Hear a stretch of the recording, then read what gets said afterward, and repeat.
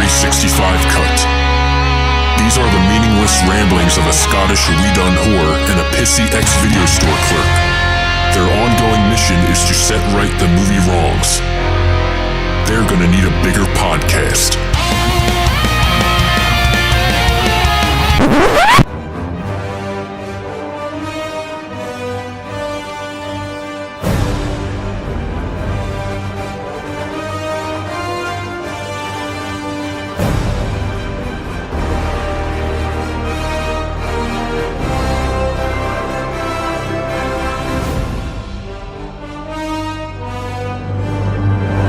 Hello everybody and welcome to episode 3, part 3, chapter 3 of the 365 Flicks Road to Infinity Wars. I got confused there. I did a little episode bit. 3. This is like, it's like phase 1, part 3, episode 3.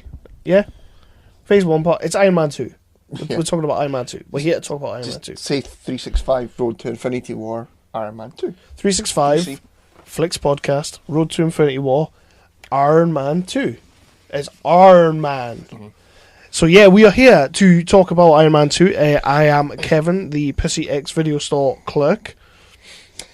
And I am the floppy award-winning... Oh, fuck off. Brit of the Year.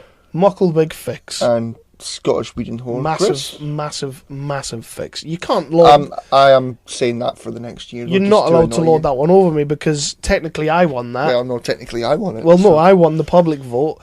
And of course, when Kev wins the public vote, it then goes to the table, to the forum, which I'm not happy about. But, you know, if you want to fix things, just keep fixing them, you know? I thought it was a perfectly fair outcome. How could you possibly say that? Because? Anyway, we are here to talk about Iron Man 2, the second part of the Iron Man trilogy of 3 movies. So we're going to get into that in a second, but first of all, you have got a little bit of a job to do. Yeah. Speaking of jobs. Yeah. Yeah.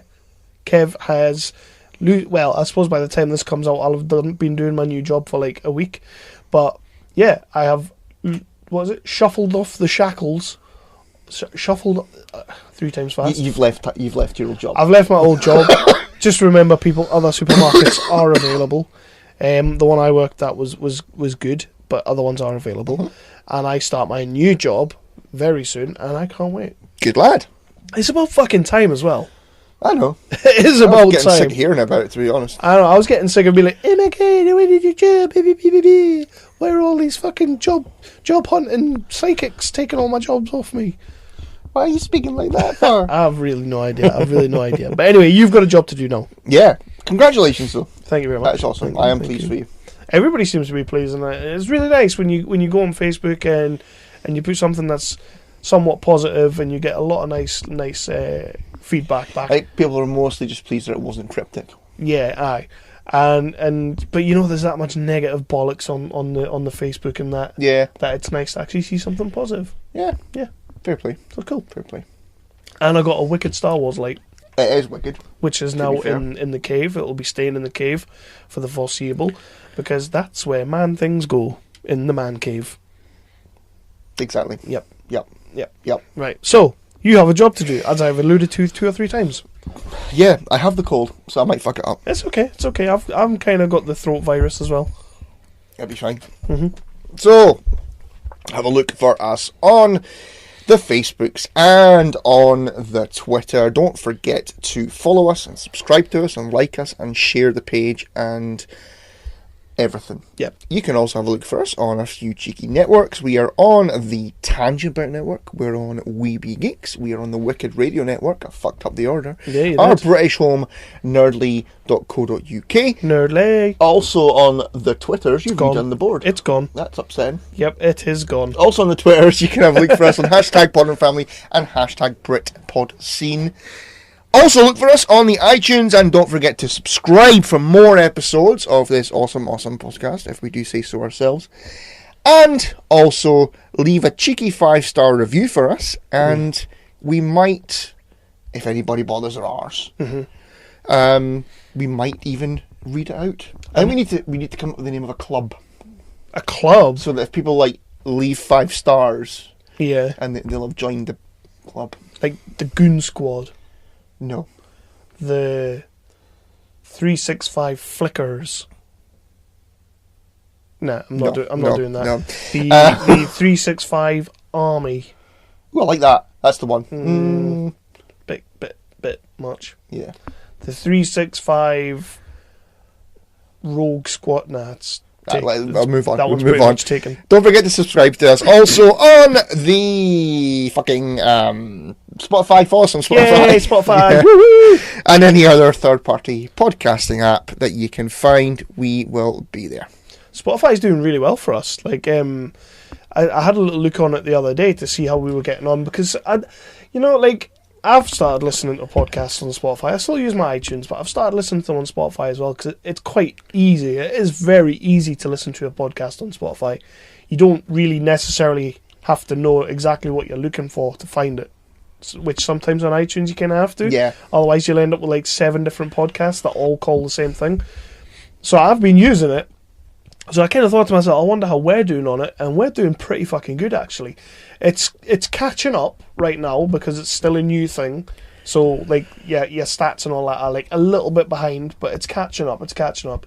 And I'm quite impressed with Spotify so far. Nice. Yeah. I mean it's not world changing iTunes numbers that we get, but Not yet.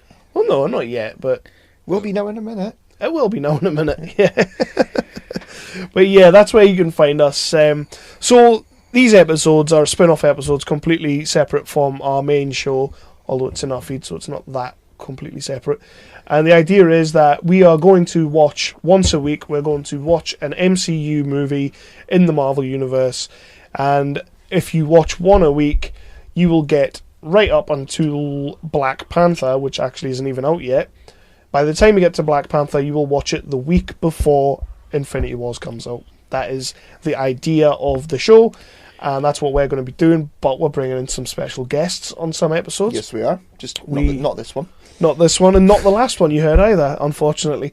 The first episode we had Big Sexy Dev, which is going down a storm. People are loving that. Dev really classes up our show. Oh, yeah. Yeah, he makes us sound really classy. And plus you did an awesome job with Photoshop as well. I did a great Or was job. that not a Photoshop?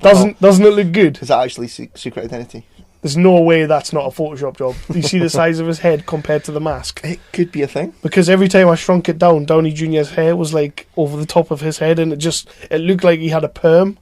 And I was like, I can't be having Dev with a perm. I can't be having Dave with a perm, like a Jerry curl or something. I'm not doing that. So yeah, Dev came on for the first episode.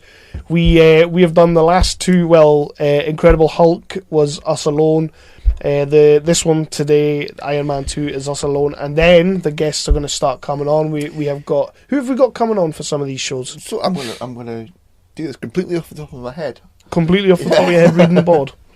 Yeah. So well for Thor. What do we want to say for each one, or Don't say it for every one of them. Just cherry pick a couple of your favourites. all right? Okay. Well, we've got fucking Joe Keating. So you just skip past Thor, which fuck- you set up Thor, and now you've skipped past it. Well, you said just ignore it. I didn't say ignore it. I said cherry pick your favourite ones, but you've already said Thor. Well, you said cherry pick my favourite ones. So Joe. If Andrea listens to this, if he listens to this, he's going to be like, those fuckers skipped my name. He'll be fine. Well, we've not skipped his name because you've said his name like 5 times now. Right, Andrea Molinari is coming on for Thor. Yeah. Yes. Oh, you want to just do it then? No, you do the rest. You've Come on, you annoyed me. went to Joe Keaton. Fuck your mother. Come on.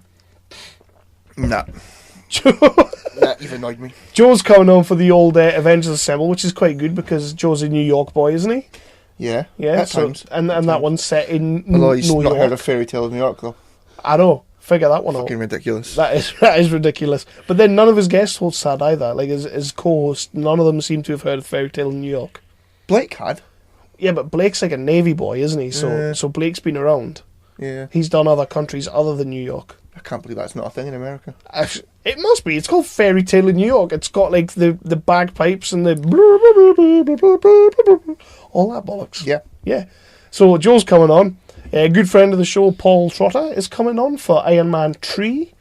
And probably the other ones that we can't get anyone else on for. Yeah, they'll be fine. I'm sure it'll be fine. Big Phil Wheat from Nerdly's coming on. We've got Burton's Bob, local Berwick hero. He's coming on at some point.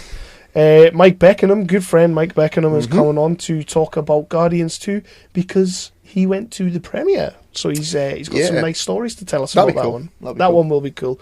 And our first time guest, we are going to... we interviewed him, didn't we, at Blacksite? Which one? Chris. Yeah. Yeah. We interviewed him, but he's never been a guest of the show yet. So he's coming on to talk about Civil War. Yes. Yeah, see, I remembered all that off the top of my head. Yeah. I'm impressed. And the Damp Night Boys, they're coming on for Black Panther once we've seen it. Oh, they're not just Mark?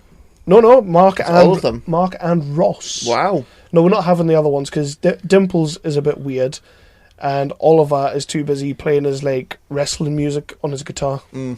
He was like, "I ain't coming on that show anymore, you bell ends," so he's not coming on. You're just a Bee Gee, sir. But those episodes are coming up. You're going to be getting once a week, and it's going to be absolutely awesome. Try and watch them and keep up with us, like super fan Aaron Goodmiller. You didn't mention his name, did you? He will be coming on. I was saving that one. Oh, you've ruined that. All right, okay. You've ruined that. Super fan. Can we call him number one fan, Aaron Miller?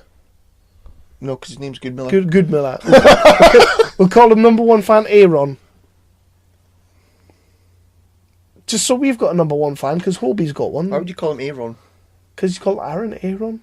We'll call him Aaron. Alright then, so, right. Forget about all that shit. That bit's getting edited. Iron Man 2. Yeah. Could we pick up now where we left off? Mr. Stark, please. Yes, dear. Could I have your attention? Absolutely. Our priority here is to have you turn over the Iron Man weapon to the American people. Well, you can forget it. We're safe. America is secure. You want my property? You can't have it. But I did you a big favor. I have successfully privatized world peace. We're adjourned for the day. You've been a delight. Okay, give me a smooch for good luck. I might not make it back.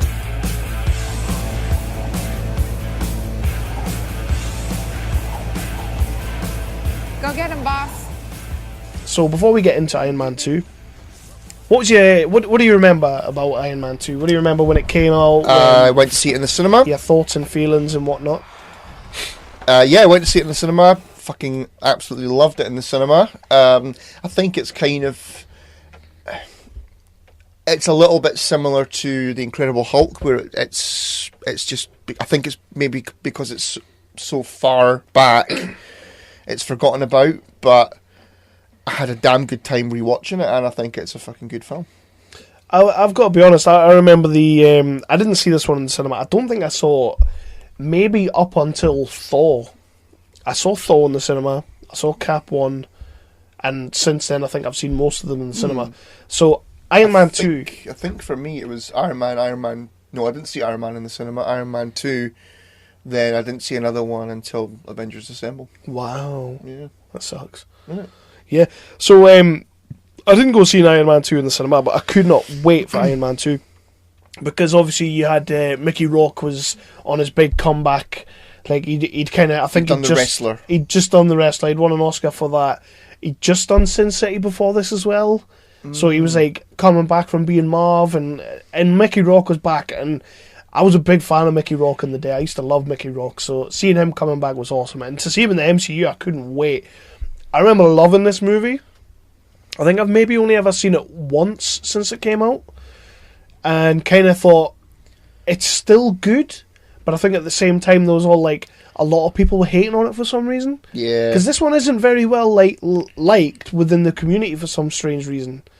It gets a bit of a bash. It does, and I don't understand why. I don't understand it because I couldn't wait to sit down and find out if I still loved this movie as much as I did back then. And I fucking did. I had an absolute blast watching this film again. It is great. Yeah. It's just...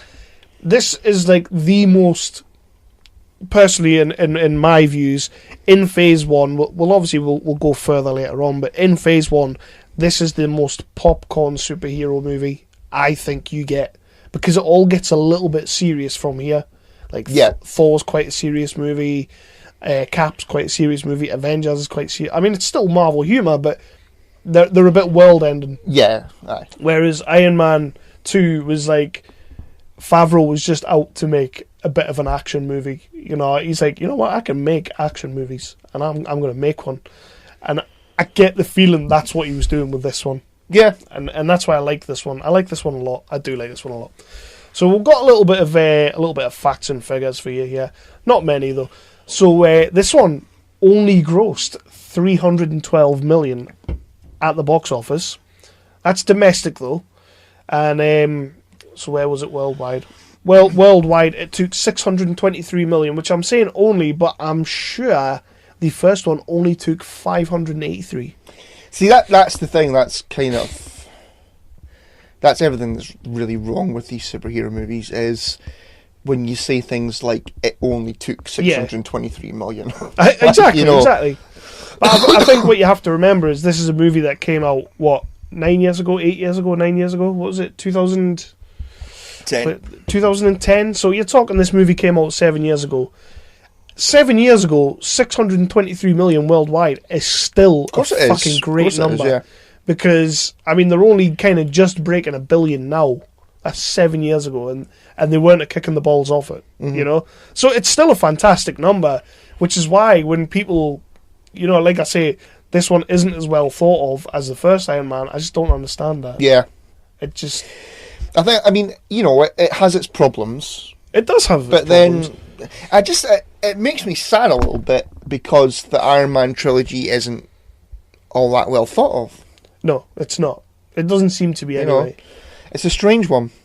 But it's like, along with like Age of Ultron with Joss Whedon, and we love Joss. We love everything he's done with the Avengers. But Age of Ultron, there was a lot of, shall we say, like studio interfering because he had to set up the next phase. Yeah.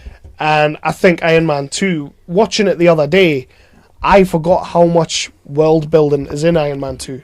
There's a lot of stuff in there that's setting up the next... Well, yeah, I mean, I actually forgot a lot of it that was in there. Because I'm the same as you, it'd been ages since I'd seen... Do you think that was maybe a bit of studio sort of like, right, we're going ahead with this, but we need you to put this in, we need this in here, whereas Favreau was maybe like, you know what, just let me make my movie. Yeah. Let me make my movie. Possibly. I mean, they would have known, okay, so Iron Man was a success, so they would have known by that point, like, you know, that okay, we're going for it. Yeah. We're going for it. Shared universe, team up movies in like 3 years time or whatever it is.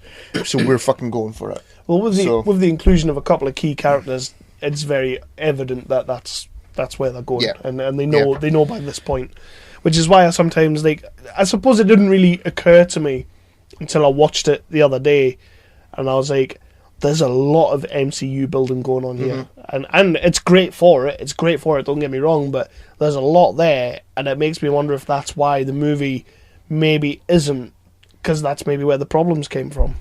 Possibly, or maybe it's just people being a dick. That as well. Yeah.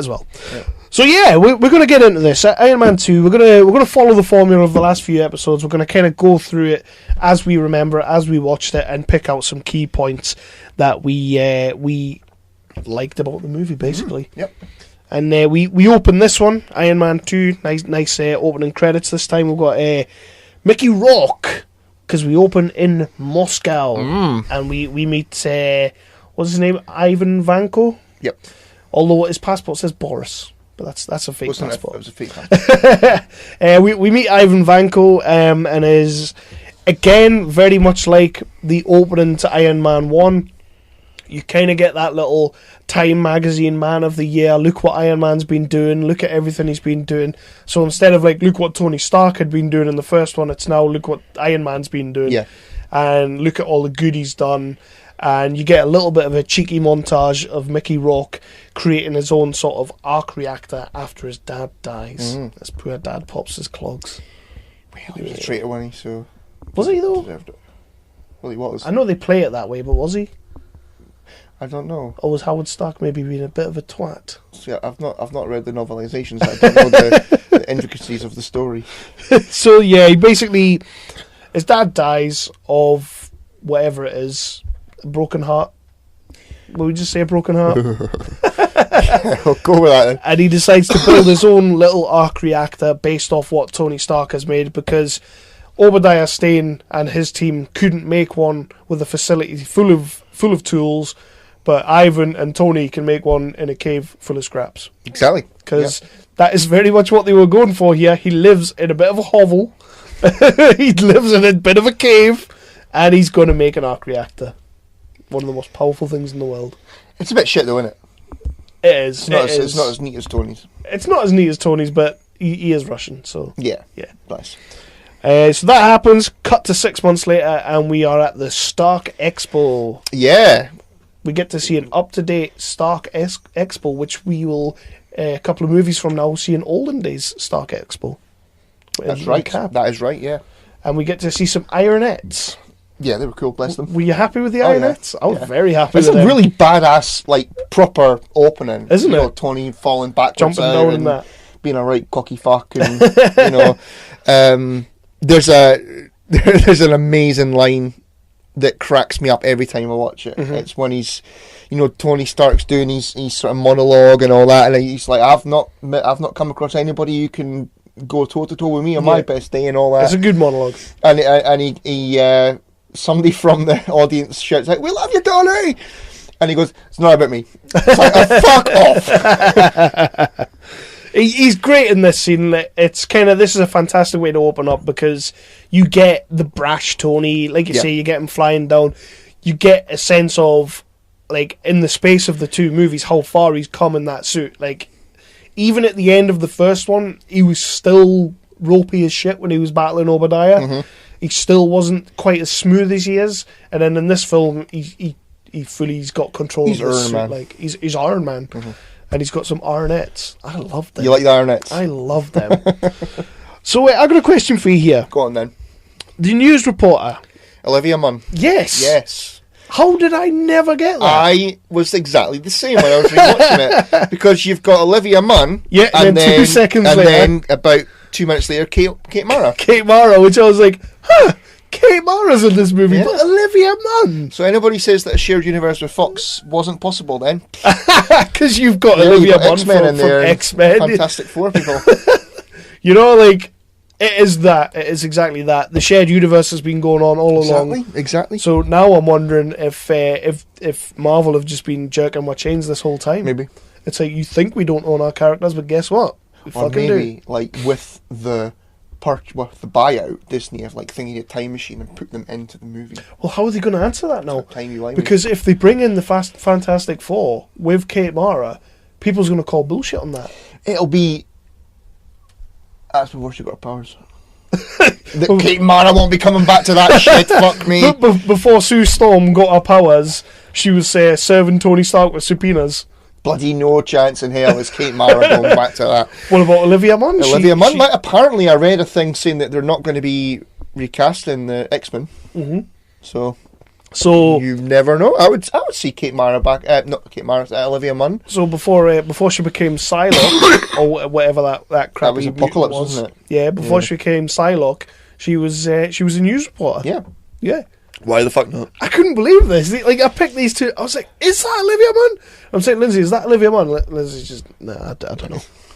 But yeah. It makes as much sense as the fan theory of the kid at the end being Peter Parker. We'll get to that. So, Kate Mara, the fuck, is my note there. She serves Tony with a subpoena, although she doesn't really serve it to Tony. Happy takes it for him because, you know, Happy's such a good guy. And Tony doesn't like being handed things. I like that little kink. It is good. And he's called to court because the US government wants to take the Iron Man suit off him. Great scene. Yeah. And I seem to remember the first time I watched this thinking this scene went on a bit long.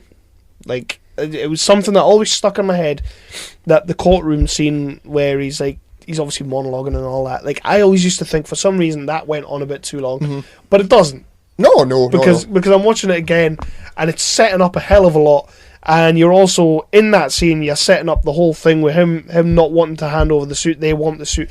But you're also setting up Justin Hammer's character of Sam Rockwell, Sam Rockwell, ladies and gentlemen. Why is that man not being in this franchise? Yeah, why was he not brought back? That's the sort of character, Justin Hammer is the sort of character you could have bouncing between all of them. Like, he could easily be in each one of these movies. He could have been in there with Ultron. He certainly could have been. That would have been. He could have been the guy that No, that wouldn't have made sense. But yeah, you've got Sam Rockwell in there, and then they also introduce you to Don Cheadle, the new roadie. Yeah, and I noticed that they say roadie quite a lot in that bit. Just to let you know that this other black guy is now playing roadie. Because we don't want you getting confused, because, you know, that's the crack. But I love that scene. And what I've realised with this film, we'll pump the brakes a quick second. Watching this film, he's terrible as roadie in this film. Don Cheadle's not a great roadie in this film. No, I would agree with you. I do think he gets better as the franchise has gone on, as the universe has gone on. I do think he's got a lot better. But in this movie, he's ropey as fuck. Like, yeah, I would agree with you there. I would rather have seen Terrence Howard come back. I guess why they did that, I'll never know. But it's whatever was going on, the backstage politics and everything. Don Cheadle, for me personally, has ended up being a good choice. But it would have been great to see Terrence Howard again, because that first movie, I wasn't buying it. Yeah, don't like seeing people being recast. No, it's upsetting. It's not a good thing. But they're going to have to recast Kate Mara. Yeah. This movie is clearly sponsored by Russian Standard vodka, because in all the Moscow scenes, or in fact all of the Whiplash scenes, there's Russian Standard all over the place.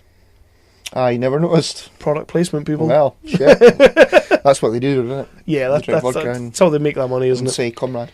Is that what Russians do? Is that all they do? Apparently so. But yeah, I mean, I love the setup between sort of what Iron Man's doing and what Whiplash is doing, because obviously Ivan's going to be the big bad of this movie, and they do take time to actually build it up. Yeah. They do. Like, it's not just straight into the Monaco. I mean, we do get to the Monaco thing a lot quicker than I remember. Yeah, that does happen very short. But we are introduced to the character and given a little bit of backstory, which is nice before they actually go into the first set piece with the character. Exactly. I like that. And you get the little scene that I completely forgot about, which is I always thought, for some reason, again, when I'm remembering this movie or when I'm remembering this franchise, I always thought the third one was when he kind of realised that the arc reactor was actually killing him. Yeah. For some reason, I thought that came into play in the third one. They set it up really early in the second one. It's pretty much... It's right straight after the expo, isn't it? Yeah, it's right before the Monaco scene. You get a lovely bit of Jarvis expedition. Do we think Paul Bettany knows what movie he's in now, or because that was a little bit of trivia, wasn't it? You would hope so. By this point, aye. What, you're going to pay me again to do something? Okay, I'll do it. Another holiday, if anything. What is it? You know, but you get a great little bit of exposition from Jarvis, letting us know that he's not well. He's dying, supposedly, and he needs to find a new power, a new source, a new element. Element, yeah. But what I love about that scene as well is Favreau's having a lot of fun showing us the tech involved in this scene. You know, like when he walks down the stairs, hasn't got his Iron Man suit on or anything, so I'm not entirely sure how this works. But he walks down the stairs and he looks at the 4 Iron Man suit in the cabinet, and it comes up with that blue writing over the top, like Mark 1, Mark 2, Mark 3, and I'm sitting there like, well, how can we see that if he's not got the Iron Man suit on? That doesn't really make a whole bunch of sense. Was he wearing his glasses? He must have been. He must have been.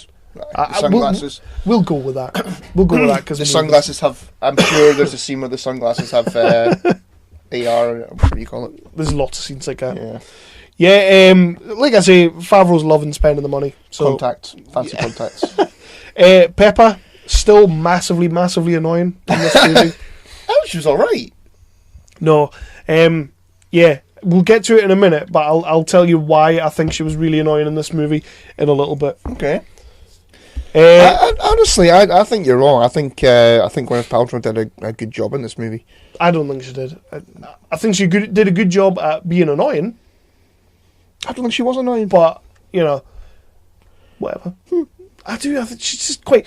But they as well at the very start of the movie, they tell you that she's got a cold.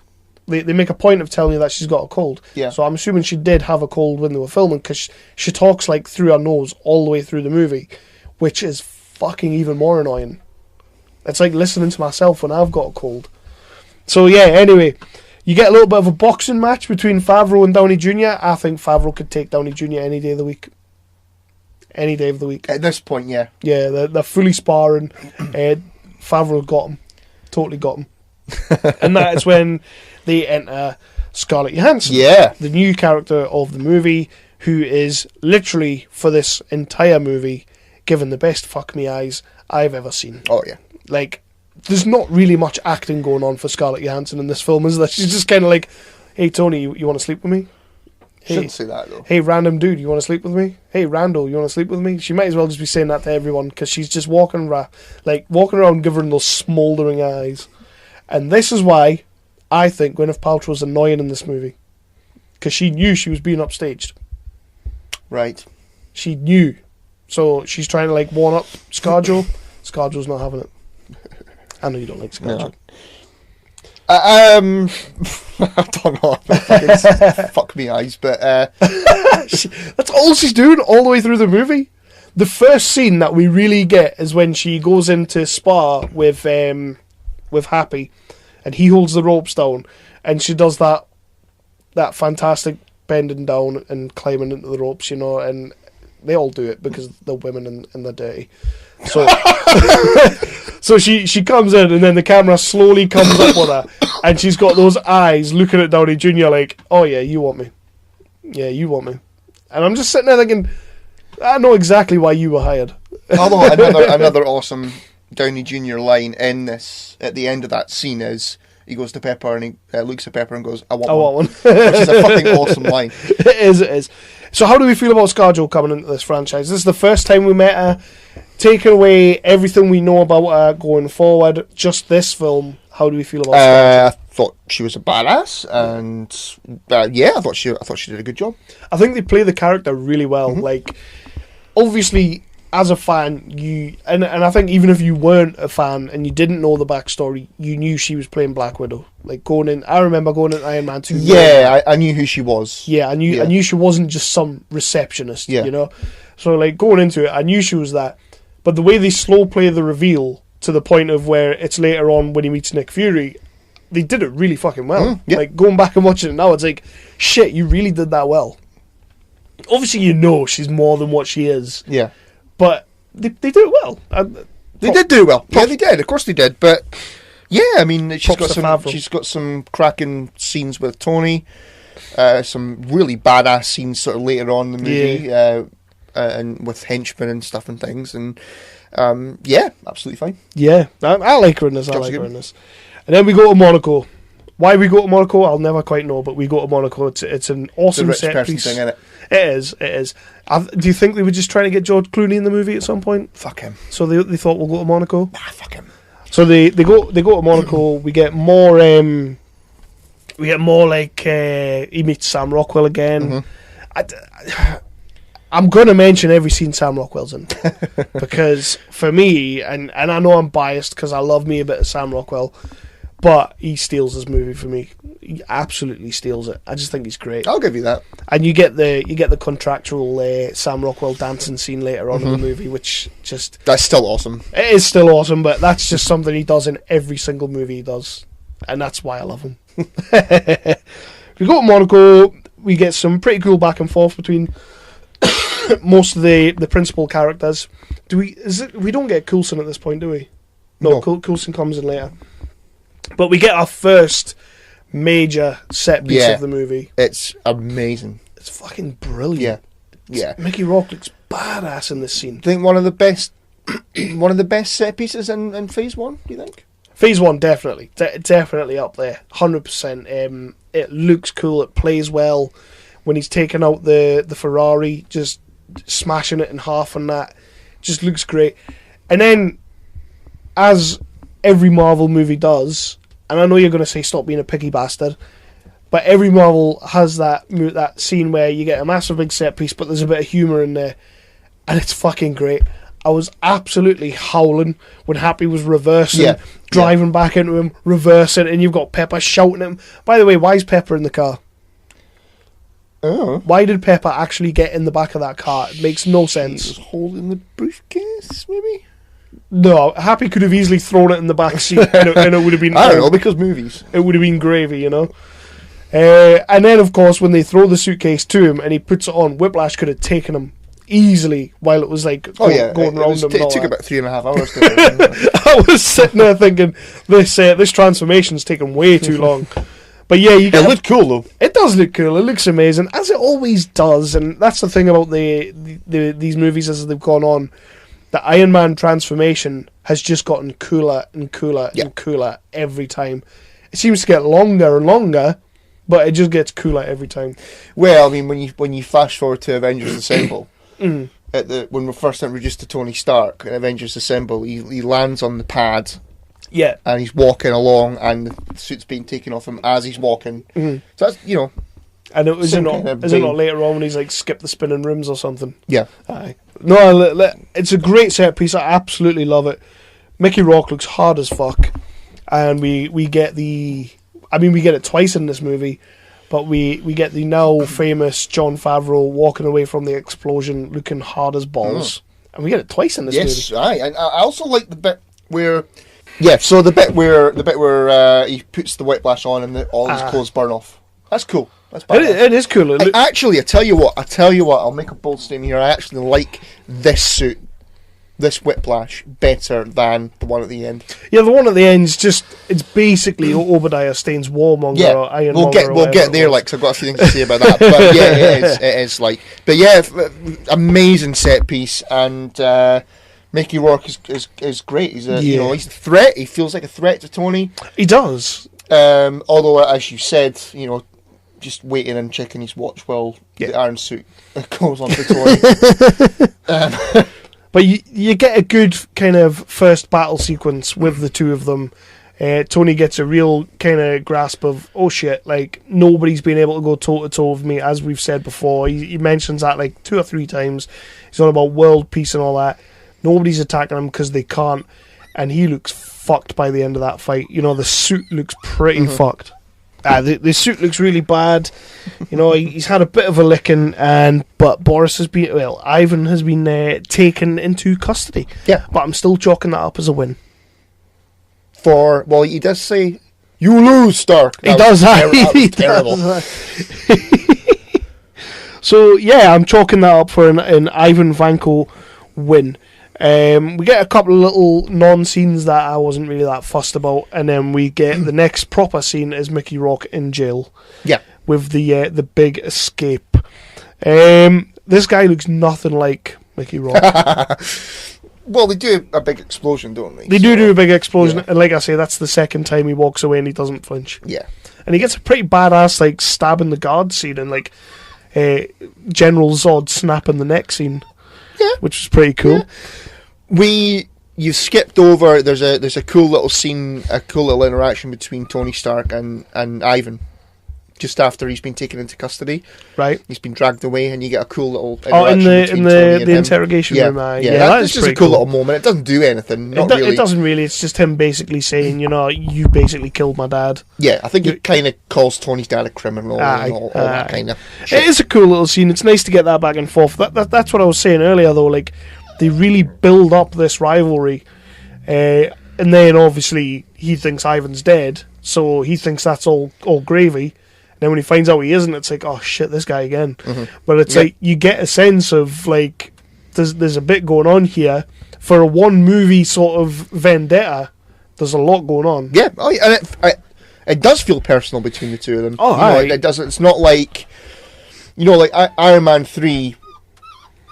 It never really feels personal between Tony and whatever you're going to call him. Draco. Was it Draconis? It was Trevor. Smaug. Oh, Trevor. I thought he was on about Guy. I suppose it kind of feels a bit personal between him and Guy Pearce. Him and Smaug, yeah. I suppose you can. Yeah, I suppose. But yeah, I just like that little interaction there. So, and then he has his meeting with Justin Hammer. Yes, he does. Yeah. I want my board. That little scene is so fucking weird. It is. It's and you can totally tell that Mickey Rourke is reading Russian off the table. Yeah, his lines are off the table. He's reading Russian off the table, but he's also struggling to sound Russian. Yeah, and especially when he says, "I want my board."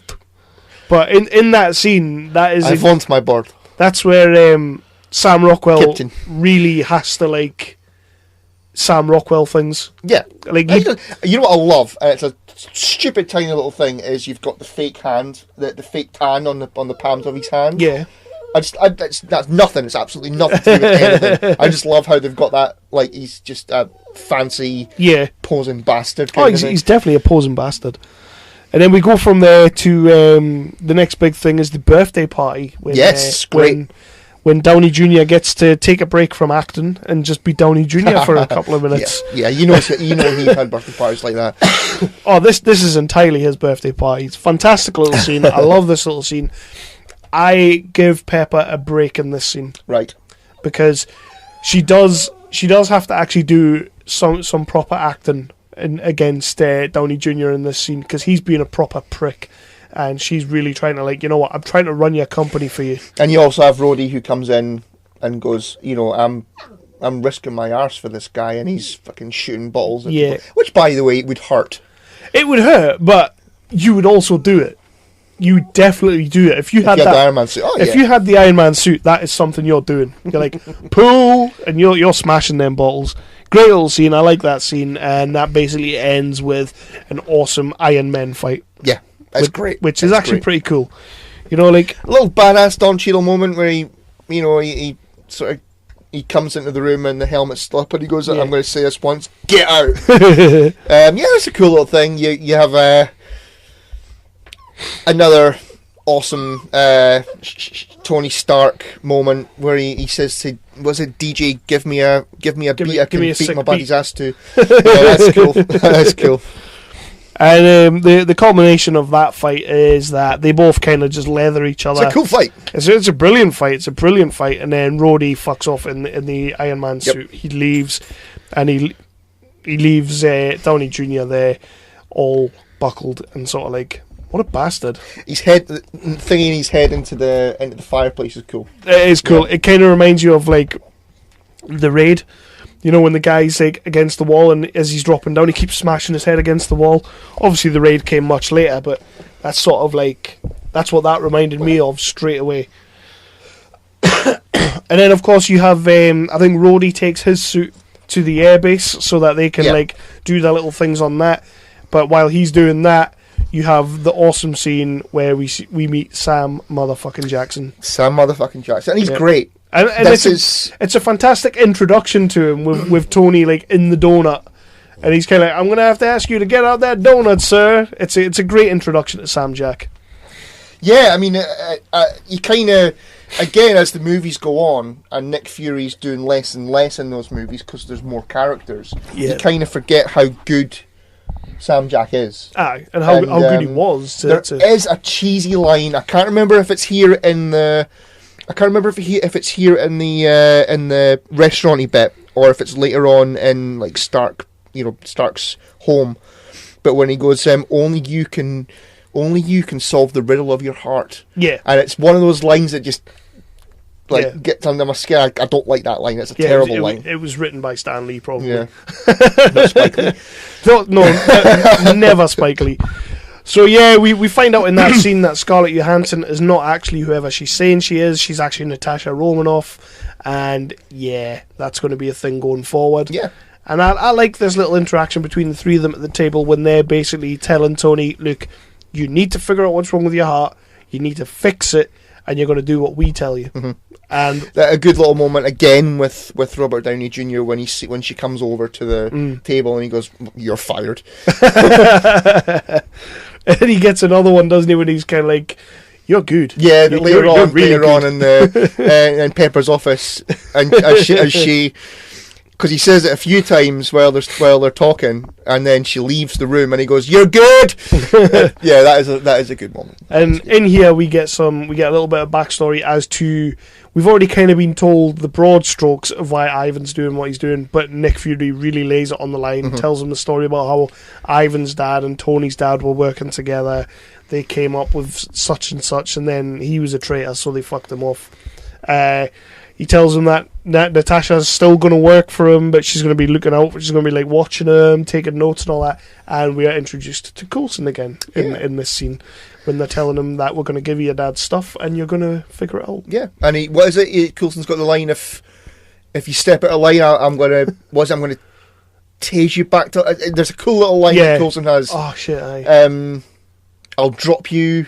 He basically I'll drop you. Is that it? He tells him he's going to kick his ass. Basically, yeah. Aye. And this is when the rest of the movie for Tony at this point, because he doesn't know that Ivan's back, is basically he's going to figure out what his dad knew and how he's going to save his life and get this element or whatever it is to work. And he figures that out when he's watching some home movies, which I love this scene.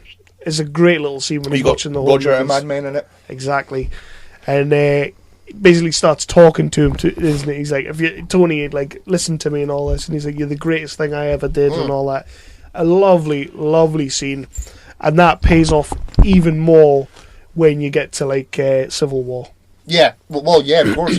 But you've already had Tony when he's speaking to Nick Fury in the house. Yeah. And he goes, so I don't know if you knew or not, but my dad pretty much hated me. Yep. And well, Nick Fury says, well, no, that's horseshit kind of thing.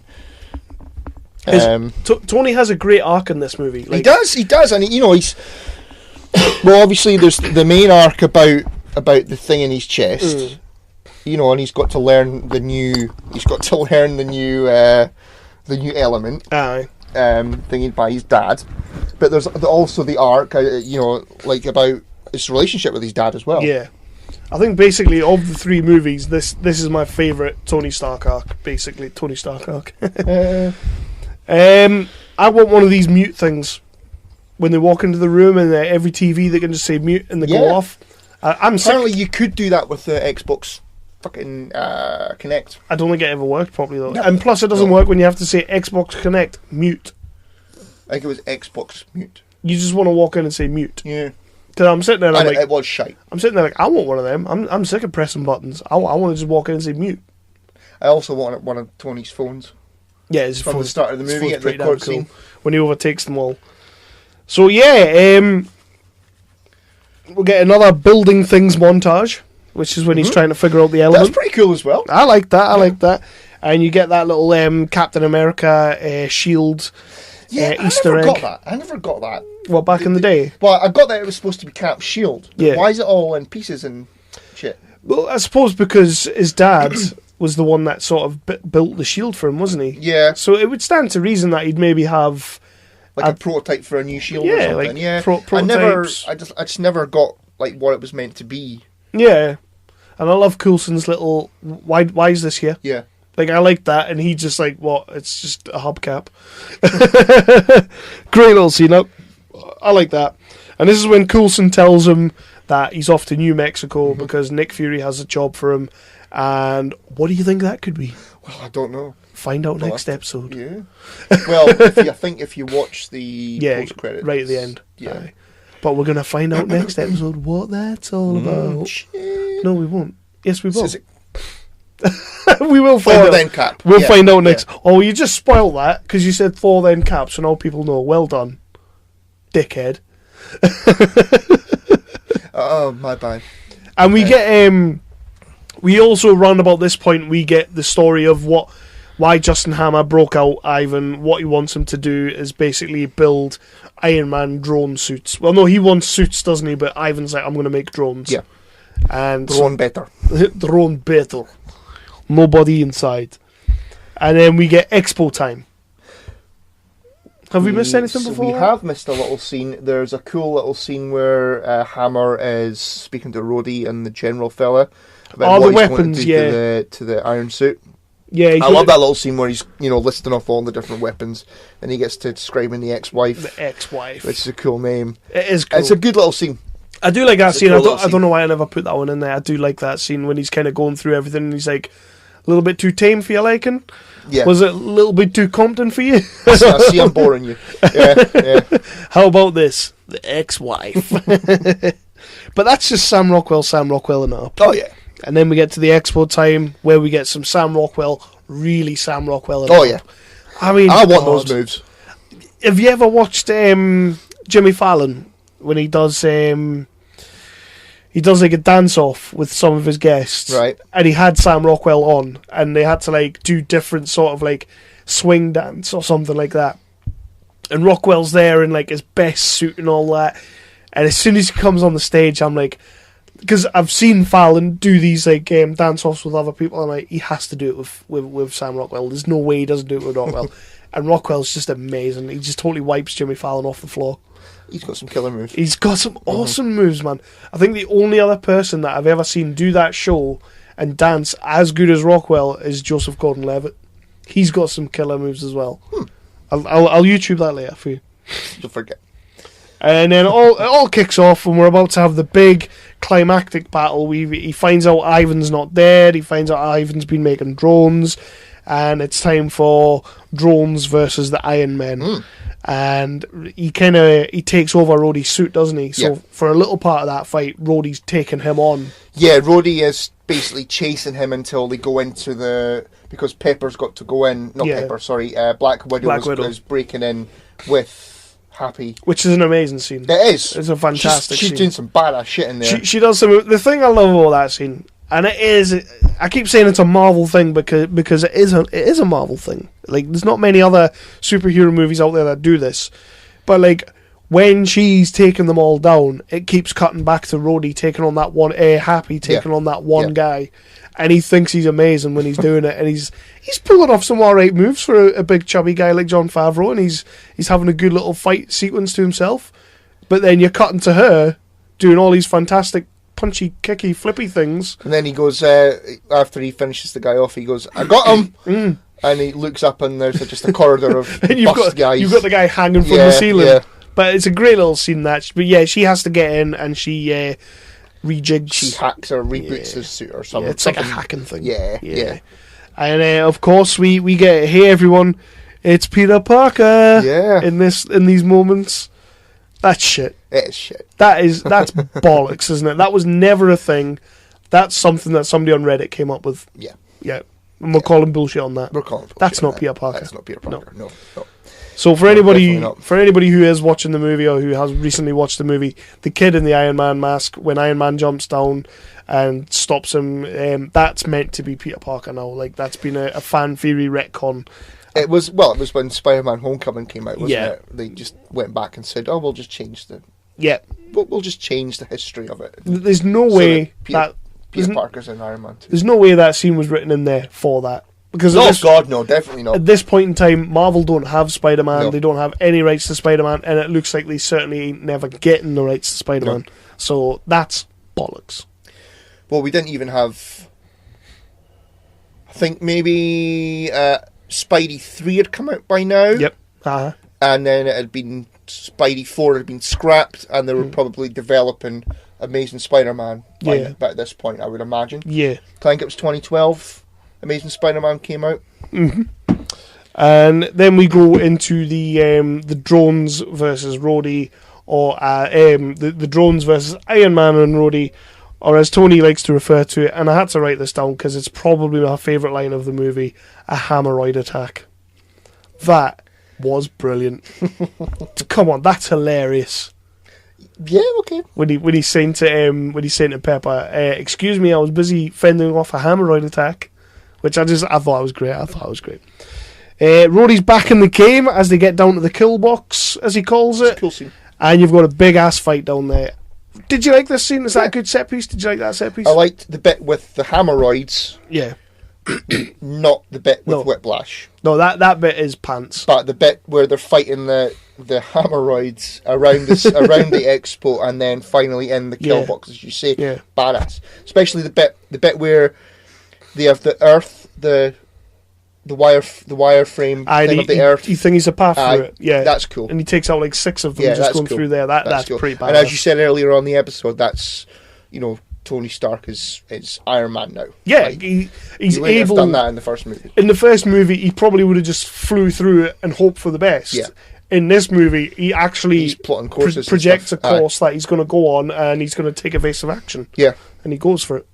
Great. And then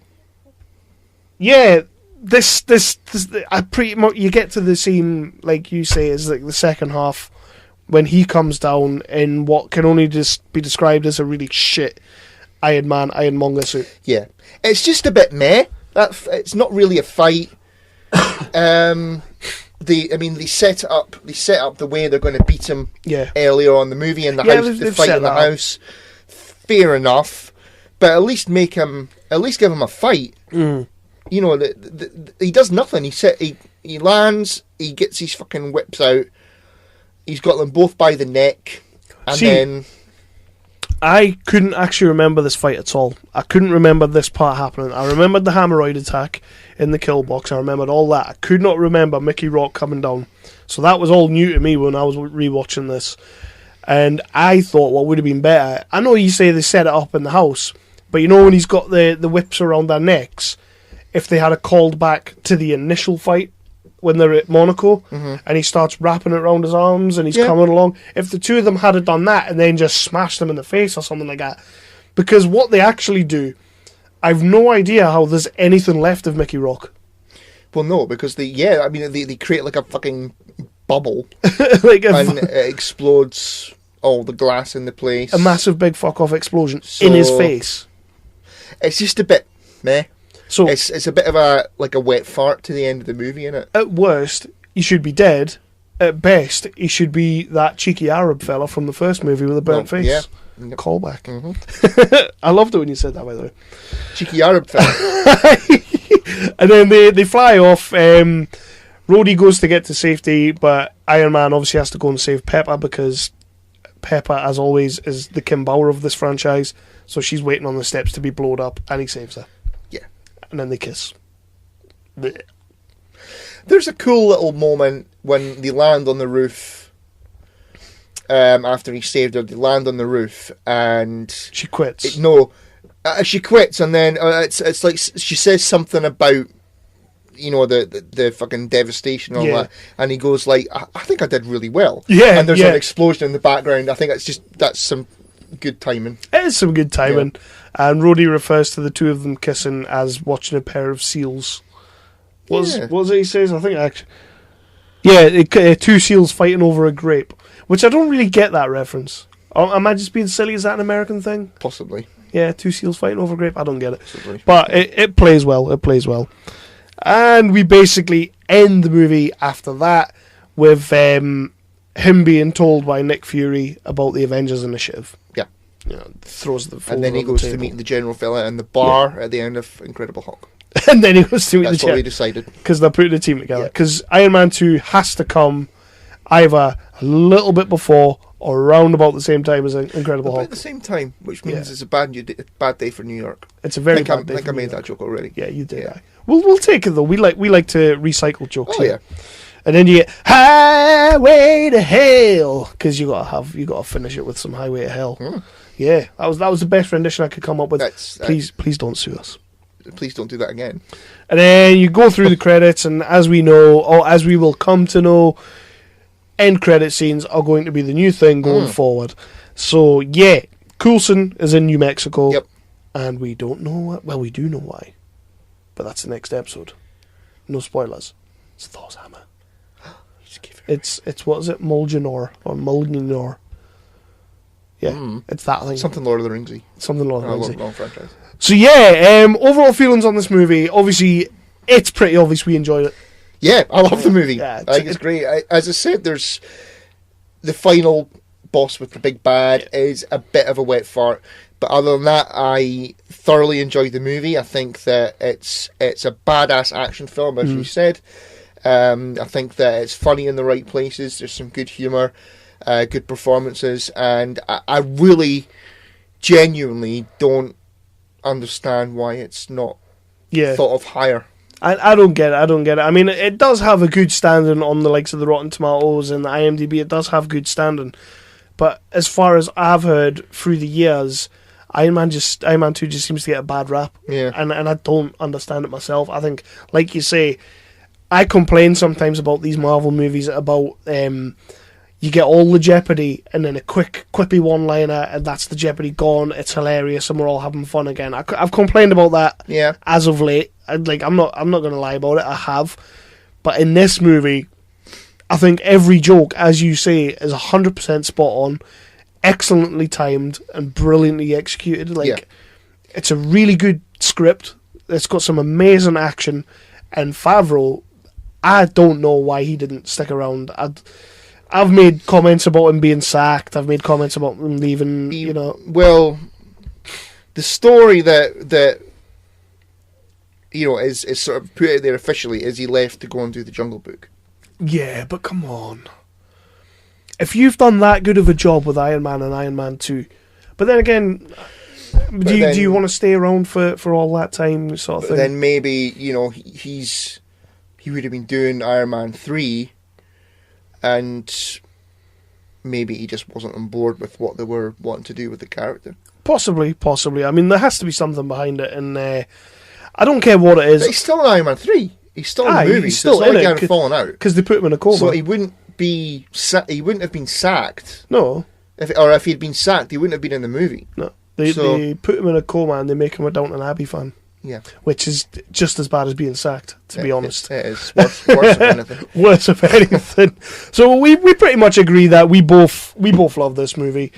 So do you want to move on and do a little bit of trivia? Go for it. I've not looked at any of these yet, so we'll see what Iron Man 2 has by way of trivia. So, because I do this off the cuff, as you can tell. Right, so Jon Favreau. Oh, here we go. Straight off the bat, we might have a little bit of an answer for you here.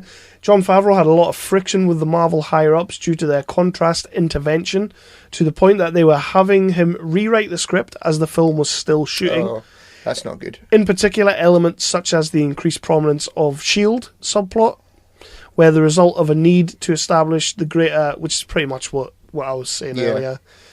Yeah, it's kind of the Whedon effect, isn't it? They've been fucking about with it, and they broke him.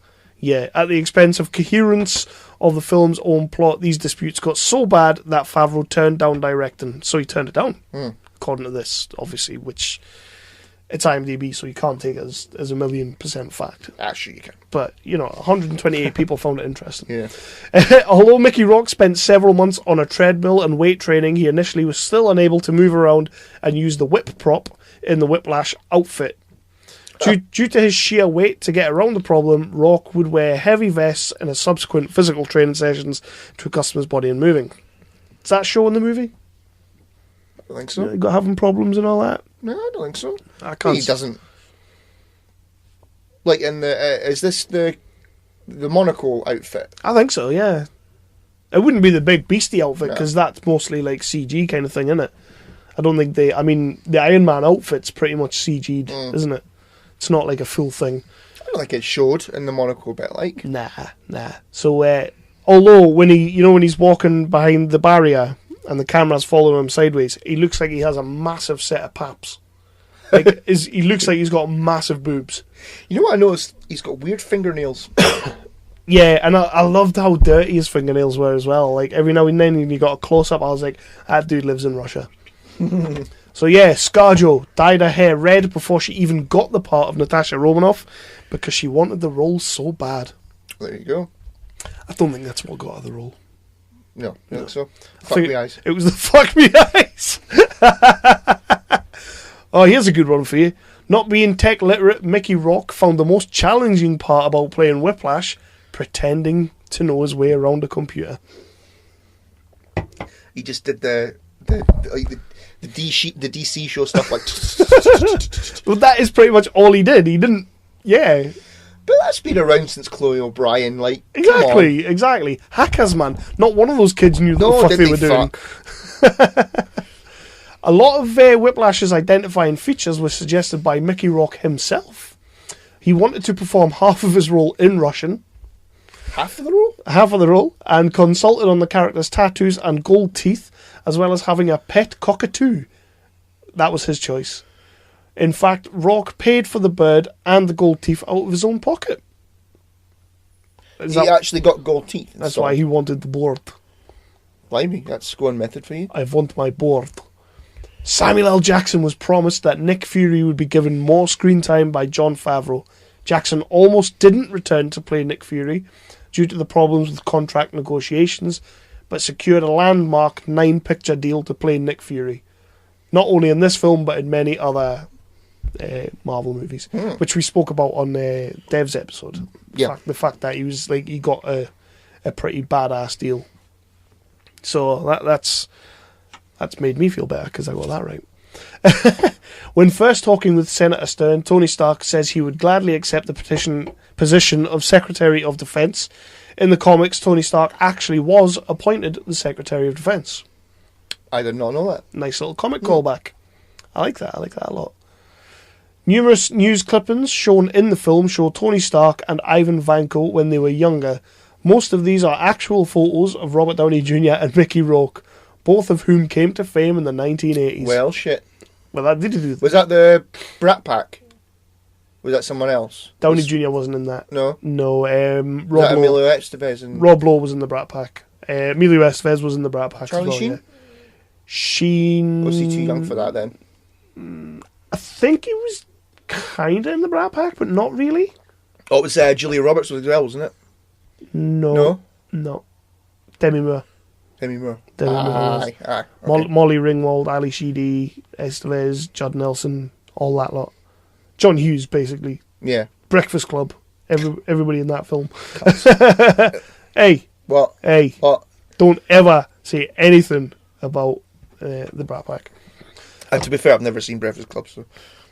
According to Jon Favreau, the Asian man who hands Vanko's false papers in order to get to Monaco is a member of the Ten Rings, the terrorist organisation Stark encountered in the first movie. The organisation is reportedly headed by Iron Man's nemesis, the Mandarin. Well, shit. Well, shit. According to Jon Favreau. But as we know, they just keep writing things the way they want to do it. So, yeah, there's... here we go. The dance Justin Hammer, Sam Rockwell, does before presenting the drones at the expo was improvised and something he does to help himself get into character. It may also be a nod to former Microsoft CEO Steve Ballmer, who is known for his energetic stage presence. It's just Sam Rockwell being Sam Rockwell. Yeah. I think, like, before he went on stage, he's like, I'm doing it. Yeah. Don't question me, I'm fucking doing it. He was just kind of stood there and said, yeah, it's happening. It's like, you know what I'm going to do when I get out there. Don Cheadle replaced Terrence Howard as Rhodey due to a falling out between Howard and Marvel Studios. The two actors worked with each other in Crash in 2004. Go and open that for me, I've not got two hands. Which kind of, we knew there was something happened there. Yeah. We weren't too sure what, but it turns out that's what it was. Oh, writer Shane Black recommended that Tony Stark's characterization be inspired by J. Robert Oppenheimer, the scientist who led the team that developed the atomic bomb. That's a shit one. But why is Shane Black having anything to do with it? Asshole. Spoilers. Yeah, we will get there, by the way. I'm looking forward to that one. I'm really looking forward to that. Kenneth Branagh directed the post-credit scene that sets up Thor. It's really just a scene cut from Thor, isn't it? It is pretty much the scene from Thor. Yeah. I think not like all the pished bastards trying to. I think that's the only difference. Is in Thor you've got and Stan Lee's driving the van, isn't he? Yeah. And that's which we haven't really mentioned Stan Lee cameos in these episodes. No. What was his cameo on this one? Stan Lee. I really don't know. I gotta be honest. I didn't know. I didn't see him. I forget. The last one I'm going to end with is that Mickey Rourke complained that many scenes that made Ivan Vanko more sympathetic were cut out of this movie. Do you need him to be more sympathetic? No, you don't. He wants his blood. I think he was already a pretty well-written character. I thought he was. I don't think he needed sympathy in there. I thought he was. Oh, wait a minute. No, we'll end with this one. Terrence Howard was replaced in the part of Rhodes for no perceived reason. The actor claimed that his contract wasn't honoured. Entertainment Weekly stated that Jon Favreau did not enjoy working with him, often reshooting or cutting his scenes. There was also speculation that Marvel had gone to Howard asking him to accept a pay cut. for appearing in the sequel. As Howard had been the first actor cast for Iron Man, he was paid the most. So he was paid more than Tony Stark. Looks like it. Robert Downey Jr. obviously. And that's why they wanted him to take a pay cut, because obviously that's a bit mental. That's an interesting one. We'll have to look into that. Well, you know what? I'm going to look into that. That's an interesting one. Yeah. Wow. Did not expect that. So, it sounds like he was going about acting like a cunt. He was the big dick on canvas. Yeah. Big dick being the main thing. Yeah. So yeah, man, that's Iron Man 2. And I think going back and I've enjoyed this one. This was of Phase 1 because I remember exactly my feelings on the likes of Thor and Cap and Avengers Assemble. I remember those ones clearly because I think I went to see all three of them in the cinema, so I remember everything about those films. Going back though to Phase 1, this was the one I was looking forward to because I wanted to know, did I still enjoy it as much, even though it seems to be not one of the most hated, but one of the most like the fans don't seem to like this one anymore.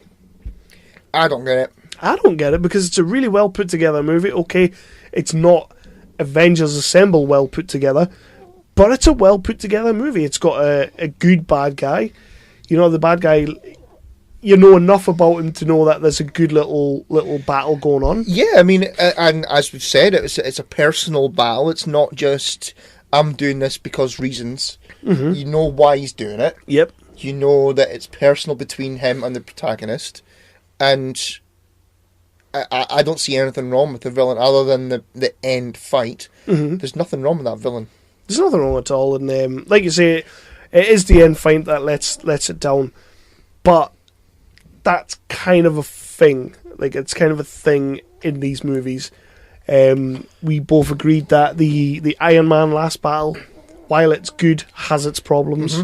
We agreed that the Hulk last battle between the Abomination and the Hulk, it's good, but it's got problems. Yeah. This one is good, but it's got problems. When we come to talking about another film now in a minute, in Phase 1, I think that we'll be saying something different though. Yeah? Yeah. Which one? Thor. Yeah. I like the final battle in Thor. Well, it's the big bad. Yeah. Of like the whole fucking Well, thing. of course it is, yeah. So, people, I think we're keeping these episodes nice and short and sweet, so we're pretty much going to wrap that up here. But do come back for the next episode, which will be dropping on Monday the 22nd, hopefully. And that is going to be Andrea Molinari is coming on to talk Thor with us. He didn't really comment on my joke, though. Which one? When he said he would do Thor, as in he would do Thor, as in the episode. And I was like, yeah, so would I. No? I laughed. I laughed. I don't think he laughed. Yeah. I think he did. Yeah. You have to remember that not everybody knows you well enough to know that you're making Sarky it funny. bastard. Yeah. But yeah, we got that coming up, and we got loads more of these awesome episodes. I mean, we still got like another fucking 15 movies. Don't say it like that. So this is going to keep on trucking. But do remember that the main show is also going to be out there. The main show will always be dropping. Every second Friday will be the main show, and the indie talks are pretty much going to be as and when they happen. Yeah. We're not taking a break from the indie talks. We're not dropping them. We're just taking it easy. We're just trying something different for a bit. Yeah, we're doing this now. We're doing the Road to Infinity War, and we think people are going to enjoy it. The first episode. I'm enjoying it. Like, I've not watched a lot of these movies for a long time, especially these first three. I can't say I've watched any of them in a good 5 years. So, it's nice to go back and see how it all began. Well, hell, Incredible Hulk. I think I'd maybe seen that movie once. Yep. And let's not forget, this is 2018 now. Of course, this whole thing started in 2008, so this is the 10-year anniversary. Exactly. And we're going to see the culmination of what they started back then with Iron Man. Avengers Infinity War is what we've been building up to, the whole Thanos thing. So you're going to see that one, me? I'm definitely going to go and see it. I'll be going to the cinema for Black Panther. I will be going to the cinema for this one because we kind of have to. Because we have to. And we will be bringing you episodes as they come. So, yeah.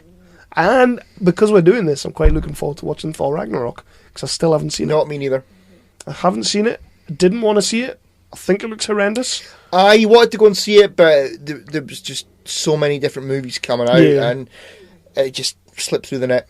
I'll be completely honest with you, and to you and to the listener, I'm probably sure I've said it before, but I have little to no interest to see that movie. I was going to go and see it at the Maltons, but... That's not a way to watch a movie. Well, I think, the only showing of it was like at 1:30 in the afternoon.